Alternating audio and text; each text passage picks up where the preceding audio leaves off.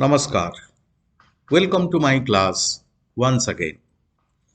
Today we shall discuss Thomas Gray's Elegy written in a country churchyard. Thomas Gray, my dear friends, was an 18th century poet. He was called a transitional poet. Why was he called a transitional poet? Because he introduced in his poetry some of the new themes that characterizes the early Romantic age. What are those themes which he introduced into his poetry? Some of these elements are the simple country life and the humble, normal village people. My dear friends, this, this particular poem that we are going to discuss, Elegy written in a country churchyard, was originally written titled Stanzas wrote in a country churchyard. This poem was completed when Gray was living near the church of St. Giles, Stokepoges, Stokepoges. That's the place where he was living. Now he sent it to his friend Horace Walpole, who popularized this poem among the literary circles of the time. Before I move further to the discussion of the poem, I would like to inform all of you what an elegy is. Friends, the word elegy has been derived from the Greek elegia, Elegeia. Now, what is the meaning of elegia? It means to lament or to be sorrowful. Lament means what? You feel sorry, you feel sad, you feel sorrowful. When somebody very near and dear, when somebody who is close to you passes away, dies, or when you lose something that is very dear to you. Now, in Greek and Roman literature, this term referred to any poem which was written in an elegiac measure. What was that elegiac measure? Irregular hexameter lines followed by pentameter lines. So hexameter lines means having 6 feet followed by pentameter lines 5 feet. Penta means 5, so 5 feet. 6 feet followed by 5 feet lines. Now, what does an elegy do? An elegy, my dear friends, begins with a lament of loss. It can be loss of life of a person who is very close to you, or it can be the loss of a thing which was very dear to you. Now, this sorrow is followed by poet's admiration for that particular thing, for that person or thing. I mean, initially the poet talks about the near and dear one passes away, he dies, or that thing which he loves, which is very close to his heart, or which is very dear to him, that is lost. So obviously there is a lot of sorrow in the mind of the speaker or the poet. Initially he speaks about the sorrow, but with the passage of time, he starts praising that beloved person or beloved object. Then finally, the last stage is about consolation towards the loss. The poet talks about the poet accepts the loss. Now he understands the inevitability of death. Death is certain. Death will happen. Death will come. Nobody can avoid death. Nobody can avoid death. Nobody can circumvent death. Nobody can ଆମର ଯେମିତି କହନ୍ତି ଚକମା କେହି ଦେଇପାରିବେନି ଡେଥକୁ. Death has to come. It's inevitable. It will come in everybody's life. So finally, the poet accepts that death is inevitable and he accepts the situation. Finally, there is a consolidation, acceptance of the loss. He accepts that loss is but quite natural. So, elegy is also a kind of lyric which centers on expression of sentiments. It expresses your sentiments, your beliefs, opinions. Its language is often very formal and ceremonial. So these are some of the characteristics of the elegy. Now, this particular elegy that we are going to read, it is written in iambic pentameter quatrains. Pentameter is having 5 feet and quatrain means 4 lines. A stanza consisting of 4 lines. So he has used 32 stanzas here and each line is written in iambic pentameter. This was published in 1751. He completed writing this in 1750 and it was published in 1751. It was partly inspired by Gray's thoughts following the death of the poet friend Richard West in 1742. So this is the basic background that you need to know about this poem. So now let us go to the lines. The curfew tolls the knell of parting day. The lowing herd winds slowly over the lea. The ploughman homeward plods his very way and leaves the world to darkness unto me. Now, what is curfew? Curfew is a bell that rings at the end of the day. Curfew is a bell. So, that bell is ringing. So, it's a bell in the church that rings towards the end of the day. And what is knell? Knell is also a bell that rings when someone dies. So there are bells which are ringing. And what are these bells? What do these bells show? The bells show that the day is parting. So parting day means the day is ending. Now evening is taking over. It's evening time, day is ending. So there are sounds of bells that can be heard. The lowing herd winds slowly over the lea. Lowing herd means herds of what? Herds of cattle. Cattle are lowing. Lowing is also another sound which is produced by the cattle. Lowing is the deep sound that the cows make. Deep sound that the cows make while they return after the day's grazing. So they had been grazing in some field. Now they are returning home. This is evening time, usually during the evening, during dusk. They return. So this is they are returning and they wind slowly. They move slowly over the lea. What is a lea? Lea is a grassland or pasture. So now they are moving. They are coming back from the lea. And the next line, the ploughman homeward plods his very way. The plowman is the farmer, the one who was working in the, in the field. He is returning home, homewards. He is coming back home. Plod is to walk in a very tired way. So he is very weary way. So actually the path is not weary or tired. The person is tired. So in place of the person, the poet says that the path is tired.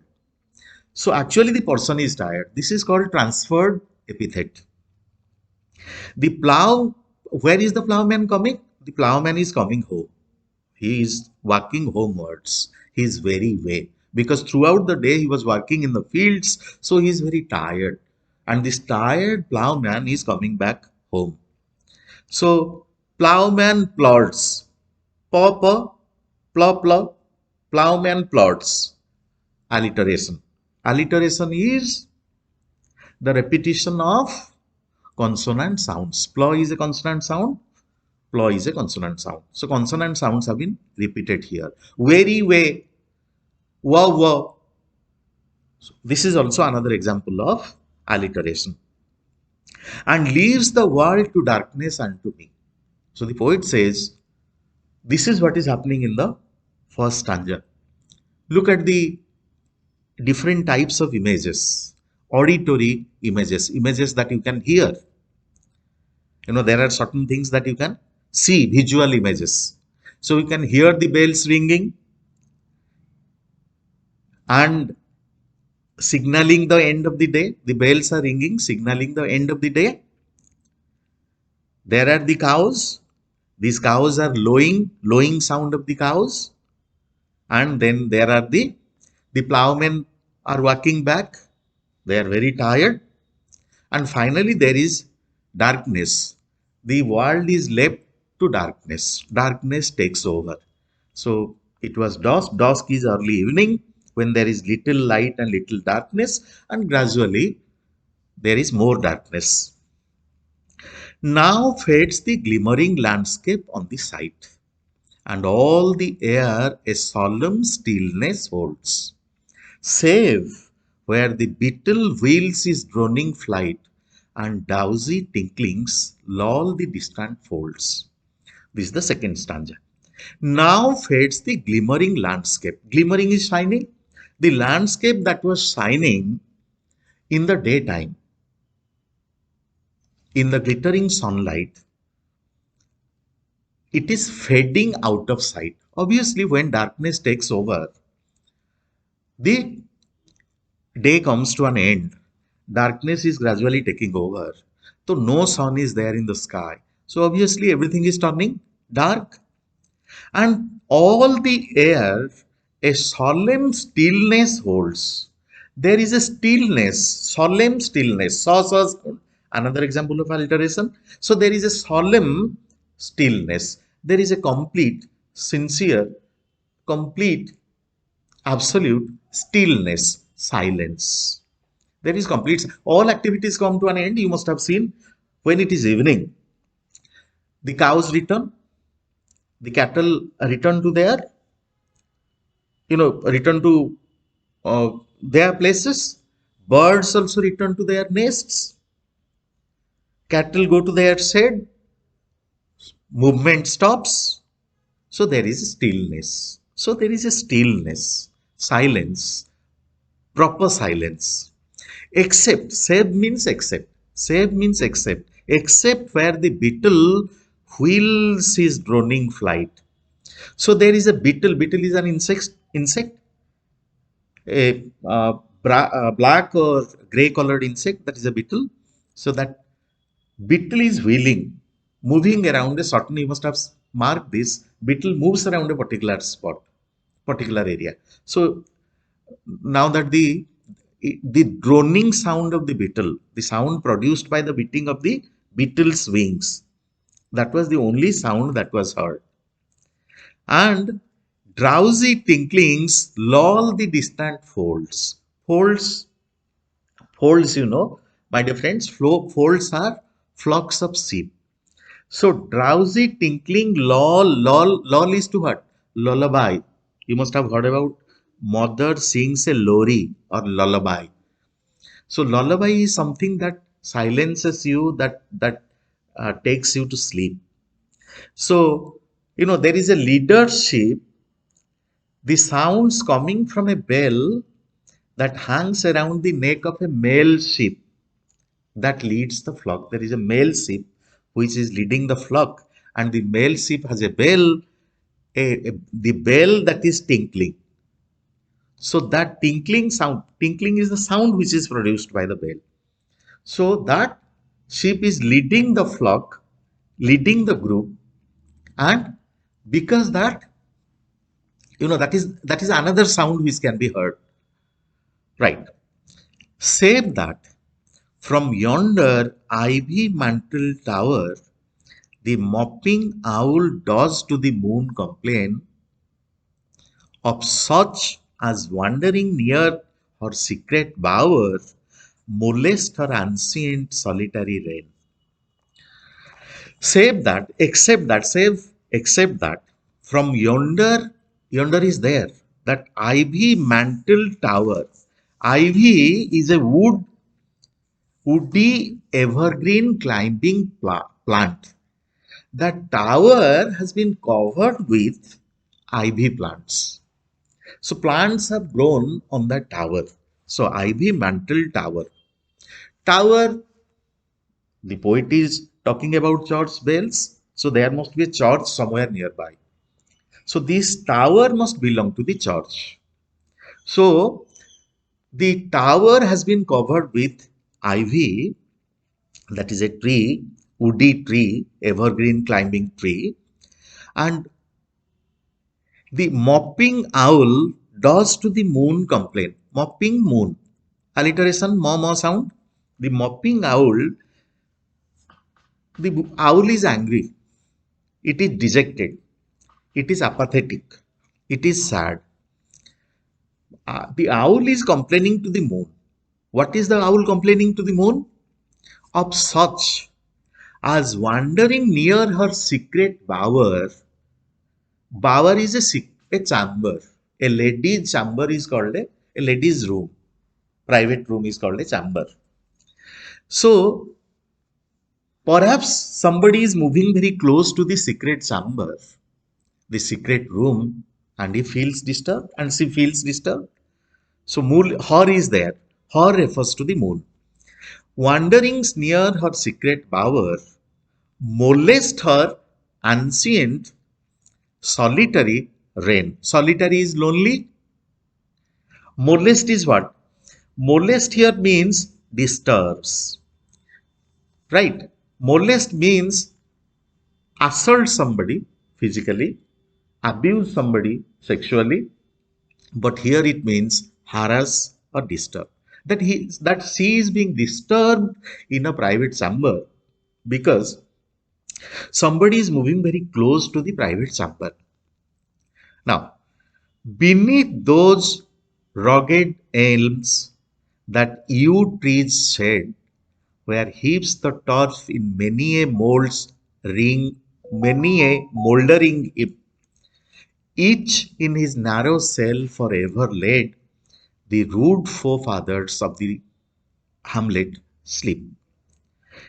Now, elms is a tall deciduous tree, rugged, broken, rocky, uneven.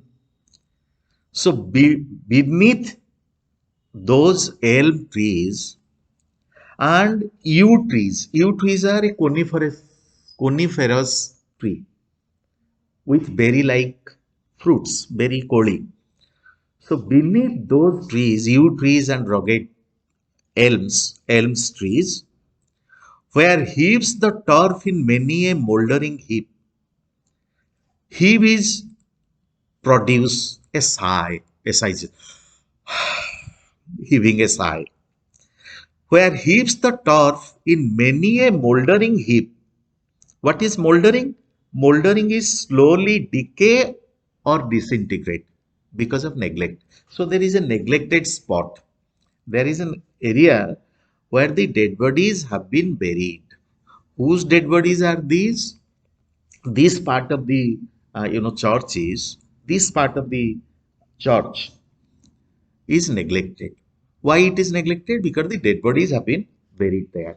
Whose dead bodies have been buried here? The rude forefathers of the hamlet sleep. So they are not actually sleeping. Their dead bodies have been buried there. Whose dead bodies? The forefathers of this hamlet. So of this place, hamlet, of this village, of this area, the forefathers, those people who have already died, who have already passed away, their dead bodies have been buried here. So here the word rude doesn't mean they were ill-tempered or bad people. No, here it refers to they are being not very sophisticated, not very rich, simple country folks whose dead bodies are lying buried under the elm trees and yew trees. The breezy call of incense breathing morn, the swallow twittering from the straw built shed, the cock's shrill clarion, or the echoing horn, no more shall rouse them from their lowly bed. Incense breathing morn, the breezy call when the breeze blows, and when the incense is sweet smells, flowers bloom, their incense is carried. Who carries the incense? The blowing breeze. The blowing breeze carries the incense of the flowers, right? So this is called, you can smell something. This image, olfactory images, olfactory, olfactory, images which are related to the sense of smell. So the breezy call of incense breathing morn, nothing can rouse them, nothing can make them get back to life. These people who are lying dead, those people whose dead bodies have been buried here, they will not get up once again. So once somebody dies, he dies forever. He goes forever. He will not come back. So the poet says, so, look at the images that he creates here in these lines. He says, the breezy call of the incense breathing morn, the morning breeze that gathers, that collects incense or sweet smell, sweet scents from different places. The swallow is a bird, twittering from the straw built shed. Swallow, said, alliteration. So, twittering, producing some noise. Swallows twittering, the twittering of the swallows from their shed. The cock's shrill clarion, cock's clarion, cock up. So, the clarion is a sound which is produced by a shrill war sound produced by the cocks, their sound, or the echoing horn, the sound of horn, no more shall rouse them from their lowly bed.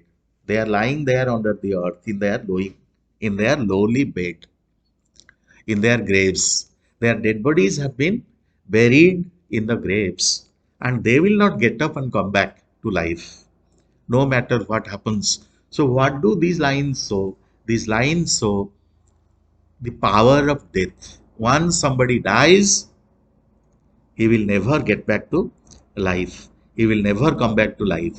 Irrespective of what happens around him, no sounds, no noise will wake him up.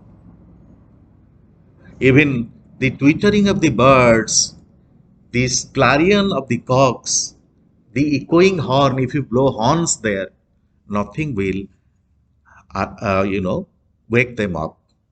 They are in a permanent state of sleep. From that state of sleep, nobody will wake up. For them, no more the blazing hearth shall burn, or busy housewife ply her evening care. No children run to lisp their sire's return, or climb his knees the envied kiss to share. ନା ତମେ ଦେଖିଥିବ ଯେତେବେଳେ ବାପା ଘରକୁ ଫେରନ୍ତି towards evening after ଏ days work, ଛୋଟ ଛୋଟ ପିଲାମାନେ କ'ଣ ଏଇ ପାପା ଥିଲେ ପାପା ଥିଲେ ପାପା ଥିଲେ, this is called lisping, this is called lisping, not able to pronounce things correctly. Small children they run. ଆଉ ଯୋଉ ଘରେ ଦିଟା ପିଲା ଥିବେ, ଛୋଟ ଛୋଟ ପିଲା ହେଇଥିବେ, suppose papa kisses the boy first, you know, the girl becomes jealous. Papa kisses the girl first, boy becomes jealous. So jealous kisses. Envied kiss. Envied means jealous. So for these people, no more the blazing hearth shall burn. Hearth is the fireplace. These people do not need any food. So when they return home from work, no hearth shall be, no hearth shall burn. No need of preparing any food for them. Or busy housewife ply her evening care. This busy housewife, she doesn't need to prepare any food for him, bring anything, bring a cup of tea, or bring some food to eat. There is absolutely no need of that. No children run to lisp their sire's return. Sire is the male head of a family. Lisping, I told you, I gave you the example of lisping. So children do not run to him. No more children run to him or climb his knees, the envied kiss to share. They don't run to him. They don't demand a kiss from their father because they are already dead.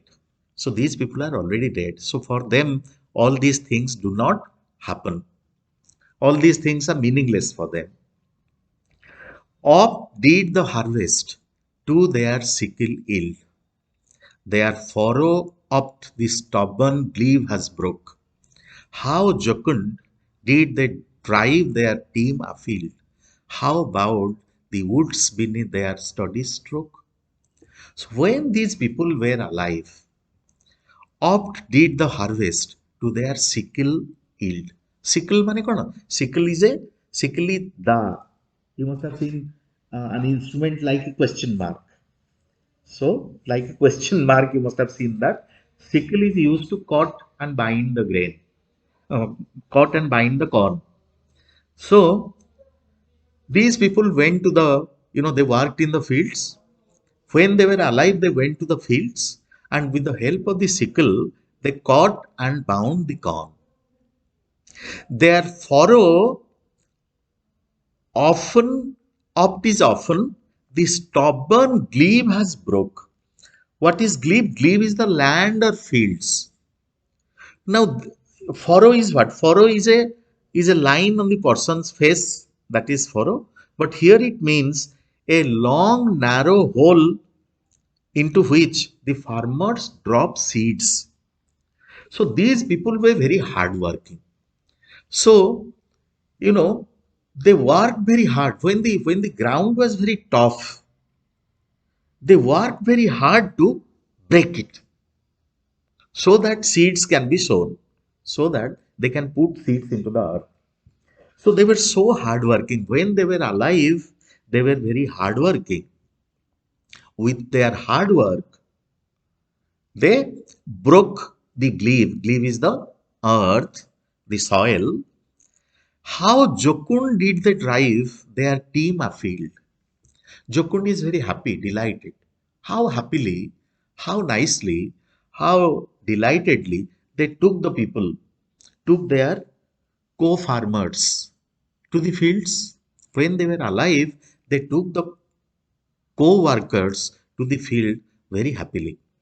How bowed the woods beneath their sturdy strokes, star, again, alliteration. There are many examples of that. Now, these woods, when they caught them, when they caught the woods, they bowed their heads. How powerful and mighty they were. How powerful and hardworking they were, so that the trees bent down.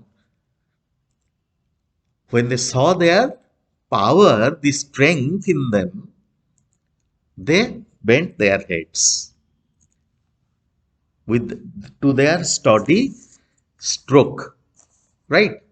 So they were very hardworking, huh? And such people Their dead bodies are lying there in the grave. And no matter what happens, they will not return from here. They will not get up and indulge in those activities in which they were getting indulged, they were being indulged earlier. They will not do the activities, they will not participate in the activities in which they were participating with a lot of enthusiasm, with a lot of interest, with a lot of zeal, power, you know. Opt let not ambition make their useful toil, their homely joys, their destiny and our destiny obscure, nor grandeur here with a disdainful smile, the short and simple annals of the poor. Now, what is grandeur? Grandeur is something pompous, pompous, very rich life. So don't make fun of these people. Let not ambition mock their useful toil. Let not ambition mock their useful toil. Please don't taunt such people. Please don't mock such people. Right? The rich people should not mock these people. The poet tells the readers that they should not mock their hard work or their homely, simple pleasures or the unsung, obscure destinies. Now, these people didn't want to become famous. These people didn't want to become rich. They believed in very simple pleasures of life. They took a lot of pride in the simple lives that they were living. So, homely joys, their destinies were obscure. Obscurity is something which is not clearly visible. They didn't want to become extremely rich. They didn't want to become extremely famous. They were very happy with the homely joys. They were very happy with. They were humble rustics. Rustics are those people who live in the villages. So they didn't have anything called grandeur or grandness. So people who live in the town, they look down upon, they hate the people who live in the villages. So the poet says, please don't do that. Please don't hate or mock these people. Please don't make fun of these people. The short and simple annals of the, annals are records, historical records of things are remarkable. So the poet says, no, no, please don't make fun of these people because they lived a very short and simple life. Short and simple life. They wanted homely joys. They were happy with the life, the destiny that they had, the fate they had. They were not ambitious. They lived simple lives. So please don't mock these lives, mock their lives. Please don't mock them. Please don't make fun of them. The boast, next the poet says why we should not mock them or make fun of them. The boast of heraldry, the pomp of power, and all that beauty, all that wealth ever gave, awaits alike the inevitable hour.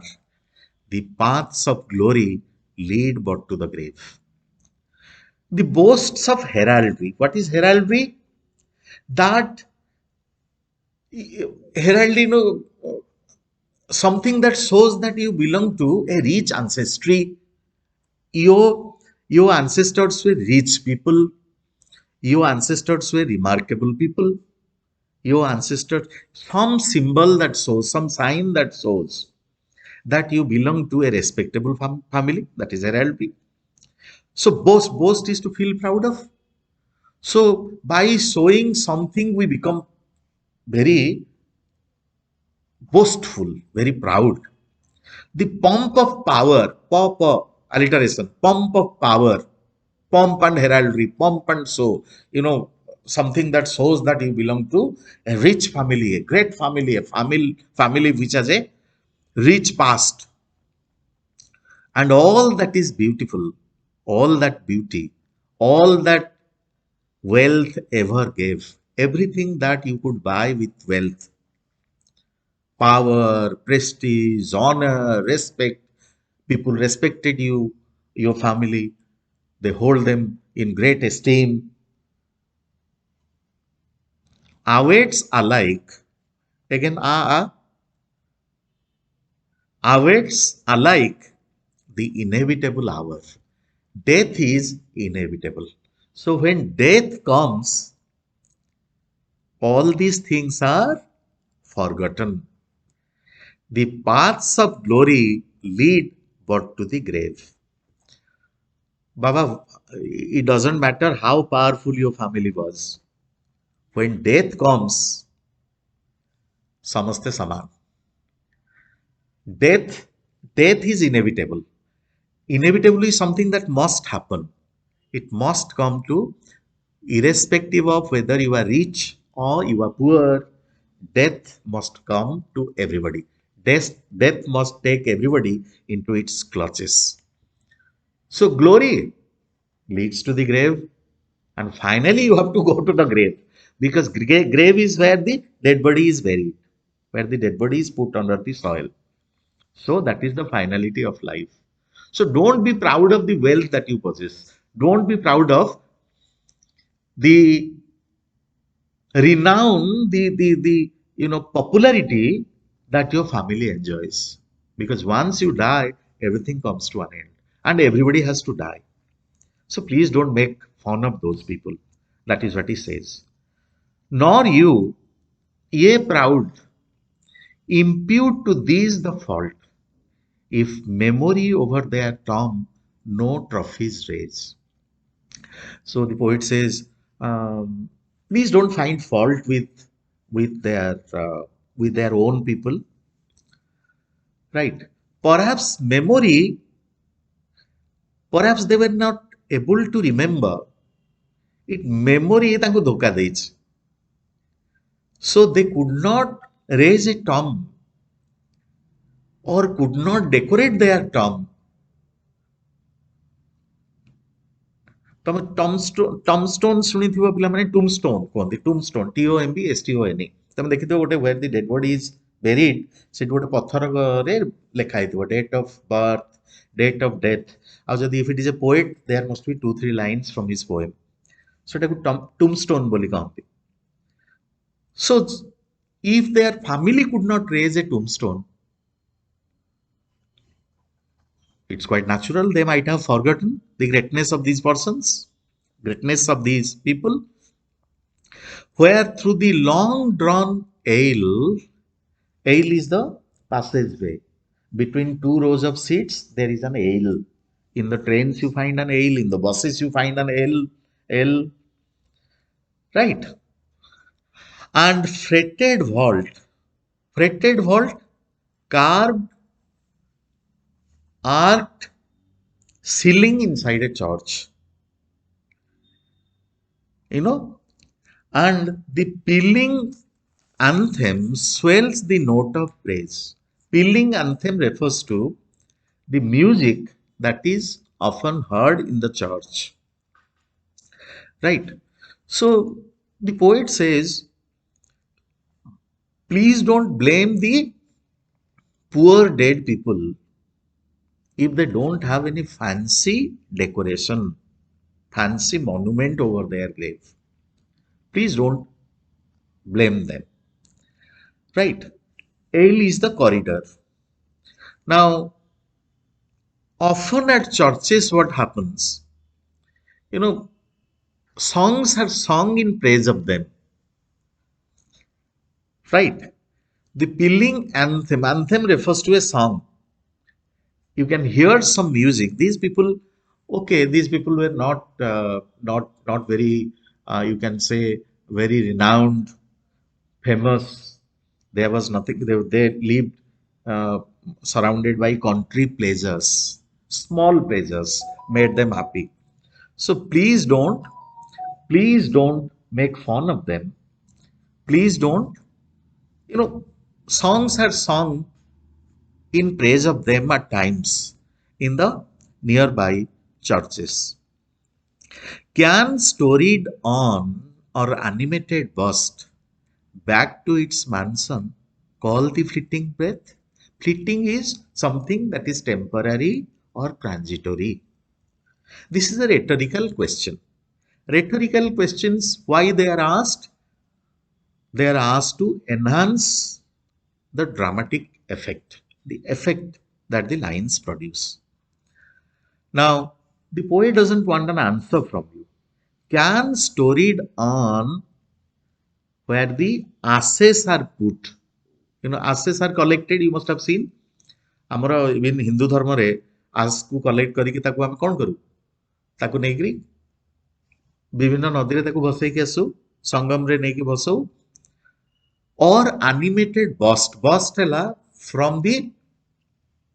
from your waist upwards without any limbs, ହାତ ନଥିବ, ଏଇ ଯୋଉ ମଝି ପୋର୍ସନଟା ତମର, this is the bust. ତମେ ସବୁ ଦେଖିଥିବ ବିଭିନ୍ନ ଲୋକଙ୍କର, those who are very famous, those who have contributed significantly to the cause of the country, ତାଙ୍କର ସବୁ ବଷ୍ଟ ଗୁଡାକ ସବୁ ବିଭିନ୍ନ ଜାଗାରେ, ପ୍ରତିମୂର୍ତ୍ତି ଗୁଡାକ ସବୁ ବିଭିନ୍ନ ଜାଗାରେ ରଖାଯାଇଥାଏ।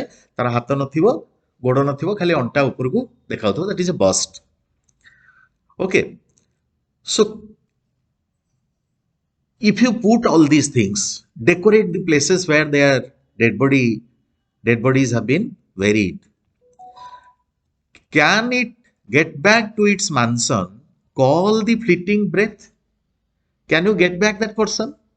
Will he come back to you? ସବୁ ବର୍ଷ ଆମେ ତାଙ୍କର ଯେତେବେଳେ ଡେଥ୍ ଆନିଭର୍ସରୀ ହବ, ସେଥିରେ 5,000 ଲୋକଙ୍କୁ ଖାଇବାକୁ ଦବା, 10,000 ଲୋକଙ୍କୁ ଖାଇବାକୁ ଦବା। Will that person come back to life? ଭୋଜିରେ 40 ପ୍ରକାର ଆଇଟମ କରିବା, 50 ପ୍ରକାର ଆଇଟମ କରିବା। Will that person, dead person, come back to life? So the poet says they will not come back to life. Fleeting breath. Breath is something that is temporary, transitory, that lasts for a very short time. It will not come back. Once it goes, it will not come back. Can honor's voice provoke the silent dust? If you give them a lot of honor after their death, if honor's voice, so honor does honor have any voice? Personification. As if honor is a person. And if honor comes, say, hey, dead man, please get up. I am ready to honor you. I am ready to come to you. Will he get up?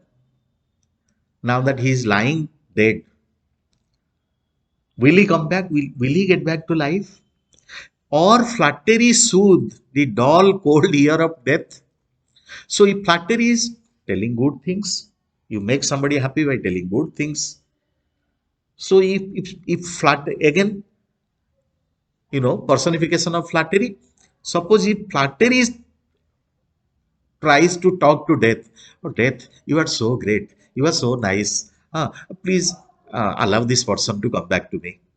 Will that person come back to you? That person will never get back to life.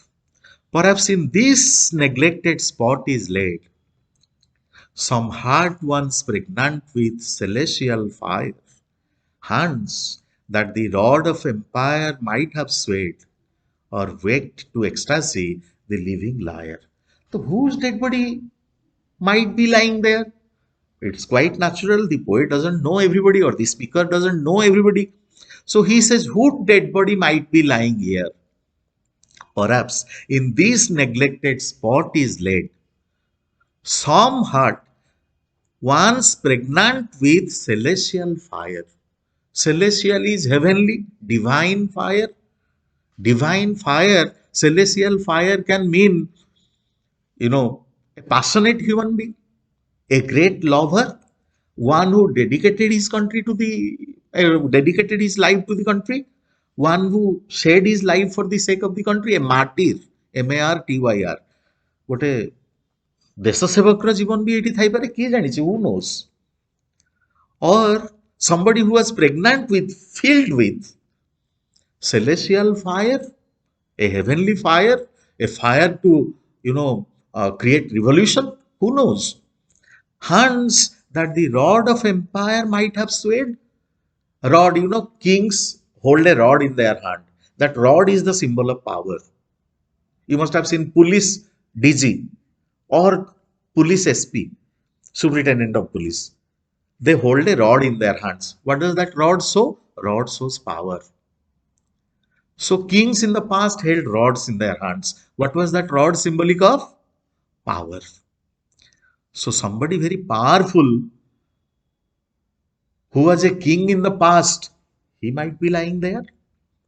Or wake to ecstasy, the living lyre. Ecstasy, joy. To living lyre. Lyre is a musical instrument. It's a string instrument. An instrument having a string. Kendra. Kendra tame dekhithibo. It has a string. Say string upare ଆଉ ଗୋଟେ string nei ghasle ସେଟା ବାଜେ. Lyre. So somebody who might be a great musician, a great singer, his dead body might be lying there. Who knows? But knowledge to their eyes, her ample page, rich with the spoils of time, did never unroll. You know, knowledge has been personified here. With the ample page, rich with the spoils of time, did never unroll. These people were unfortunate because knowledge never unfolded, unrolled. Where from do you get the knowledge? You get knowledge from the books. These people were perhaps illiterate. These people didn't read much. They were not exposed to books, great books. And therefore, knowledge to their eyes her ample page, rich with the spoils of time, did never unroll.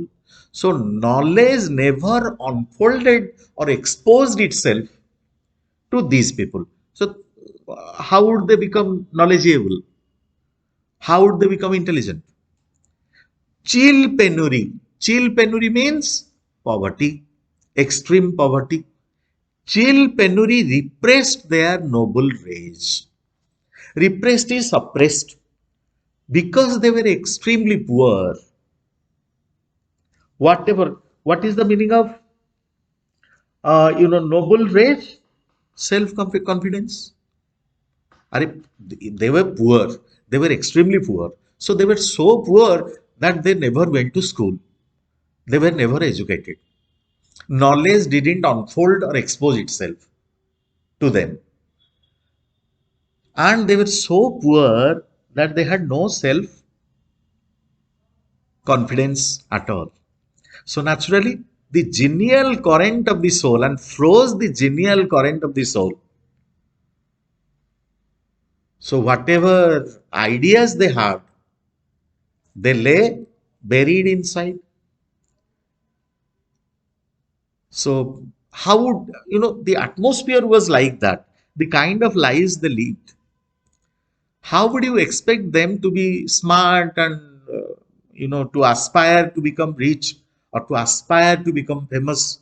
How would, they were simple people who lived simple lives and they were surrounded by country pleasures, whatever pleasures were available in the countryside, and they were happy with their lives. So how can you expect them to be different? And full many a gem of purest ray serene, the dark unfathomed caves of ocean bare, full many a flower is born to blossom unseen, and waste its sweetness on the desert air. Full many a gem of purest ray serene. Purest ray serene, bright and pure color. So, some of them, ଆମର ଯେମିତି ଓଡ଼ିଆରେ କୁହନ୍ତି ସେ ବଣ ମଲ୍ଲି ବଣରେ ରହି ରହି ମରିଗଲା. ତାମାନେ that person had the ability. If he had been given some opportunity, he could have excelled. ଯେହେତୁ ସେ ବଣ ମଲ୍ଲି, because he is staying away from opportunities, he could not exploit his potential. तार जो potential थिला ताकू से expose कर पारलानी, exploit कर पारलानी. Similarly, many a gem must be there among these people. Joe dead bodies have been buried here. Many nice people, good people, brilliant people must be there. But their talent could not be brought to light. Their potential could not be brought to light. The dark, unfathomed caves of ocean bear. Suppose unfathomed is on, which is not measurable, that cannot be measured. Its depth cannot be measured. Suppose there is a flower that blooms there in the depths of unmeasurable depths of that cave. It's a very extraordinary flower. Can we see its beauty? No, we cannot see because we can't reach there. We can't go there. If it comes out, and it cannot come out also. It doesn't have the opportunity to come out. So many people must have lived in the country. Country here means the village, countryside. So many people must have lived here. Many rare gems must have lived here. Full many a flower is born to blush unseen.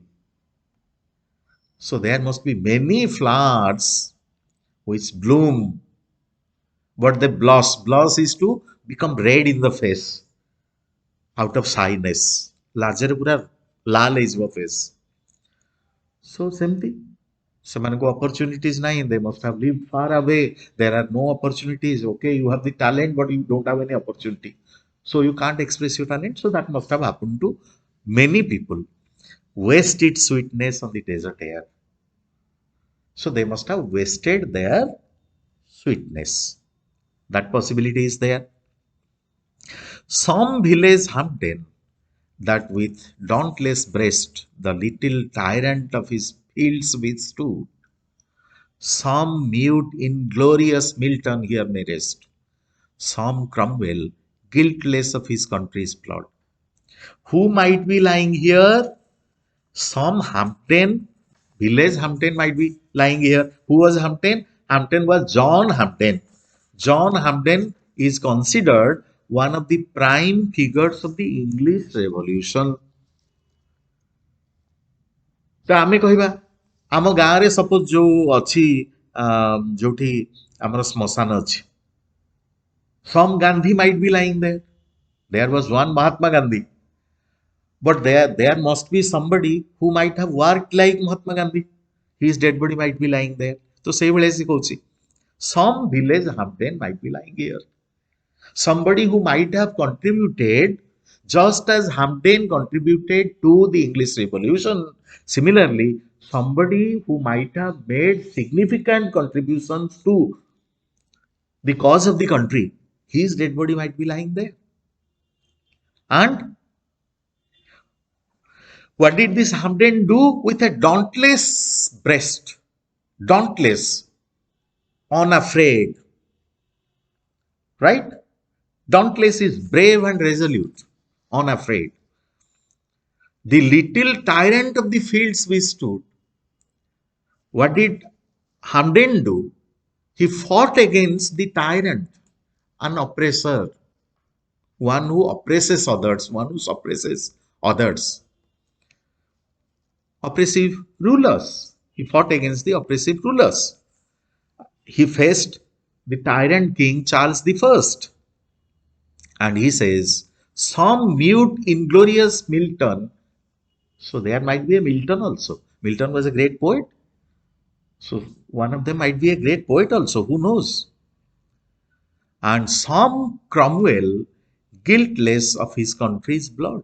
And some Cromwell here refers to Oliver Cromwell. He was a great ruler. Right? So there might be a Milton, there might be a Hampden, there might be a Cromwell, somebody like these people. He might be lying there in that grave. The applause of listening senates to command, the threats of pain and ruin to despise, to scatter plenty over a smiling land and read their history in a nation's eyes. So there might be somebody also, there might be a senator, like our members of parliament. So a senator might be lying there. When he spoke, people applauded, people praised, people clapped for him. Right? Some of them might be great legislators. So in the Senate House, when they spoke, they might have been greeted with, welcomed with cheers, loud cheers. Some would bring prosperity to the country by removing poverty, to scatter plenty over a smiling land. Right? They work day and night for the betterment of the country. You know, they are village, they are part of the world. So that their great deeds should be recorded in the pages of history. So such people might be there. Their dead bodies might be lying there. Who knows? They are not forbade, nor circumscribed alone. They are glowing virtues, but they are crimes confined, forbade to wade through slaughter to a throne, and shut the gates of mercy on mankind. Mercy, mankind, through throne, crimes confined. These are all alliterations. They are lot forbade. Lot is fate. Forbidding is preventing somebody from doing something. Not circumscribed alone. Circumscribed is to keep keep confined, circumscribed, keep confined, restrict. Right? They are growing virtues. So, you know, virtue is good qualities. Their fate perhaps didn't want that these people should be famous. So it kept them confined, restricted. ତେଣୁ ଆମେ ବେଳେବେଳେ କହୁ ତାର ତ ଭାଗ୍ୟରେ ନଥିଲା। ପରହାପ୍ସ ଏଇ ଲୋକଙ୍କର ଭାଗ୍ୟରେ ନଥିଲା ଯେ ସେମାନେ ଦିନେ ନା ଦିନେ ବଡ଼ ହେଇକିରି ବା ବହୁତ ଫେମସ୍ ହେଇକିରି ସବୁଆଡ଼େ ଫେମସ୍ ହେଇଯିବେ। ବଟ୍ ଗୋଟେ ଭଲ ଜିନିଷ ବି ଏଇଟା ହେଇଛି ୟା ଦ୍ୱାରା, ଦେୟାର କ୍ରାଇମ୍ସ ଆର୍ କନଫାଇନ୍ଡ। ଯଦି ତାଙ୍କ ଭିତରୁ କିଏ କ୍ରାଇମ୍ସ କଲା, ସେ crimes are confined. Forbade to wade through slaughter to a throne. Dekha, how the poet is making fun of those people. There are kings in history who killed their near and dear ones to become the king. So they committed crimes. At least these people who were so happy, who lived happily with the country pleasures, that they did not kill anybody to become a king, to fulfill their ambitions, to become kings. They did not slaughter anybody. Slaughter is to kill. They did not slaughter anyone to get to the throne. They did not sought the gates of mercy on mankind. Mercy is to be kind. So then they were fully kind to mankind. They did not sought their gates of mercy to mankind. They didn't say, no, we will not be merciful. We will not be kind to mankind. They were always kind to the people. They did not kill anybody to fulfill their ambitions. Right? So, okay. The rest of the, poem will be done in another video. So, thank you for watching. I hope this helps you. Thank you.